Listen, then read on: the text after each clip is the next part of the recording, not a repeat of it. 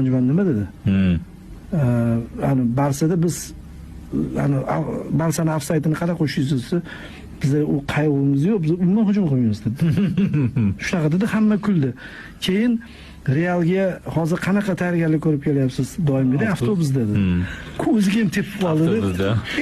G'alati kuldi-ku ko'rgan bo'lsangiz.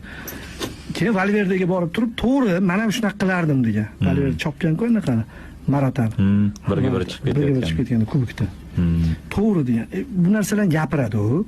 Messi bilan Ronaldoni o'rtasida ham u argentinalik bo'lsa ham Messini rosa maqtab turib Ronaldo haqida menga ikkalasidan bittasini ol desa men Ronaldoni olardim degan. Nega desa Messi degan baribir hali murabbiyni aloqasi bor jamoadagi bitta yaxshi zo'r figura degan. Ishda yurishib turganda yaxshi degan. Ronaldo murabbiyni qutqaradi degan. Nochor bo'lib qolganingda degan. U o'z gol urgisi uradi, tabloni o'zgartiradi. Men shunaqa o'yinchi kerak.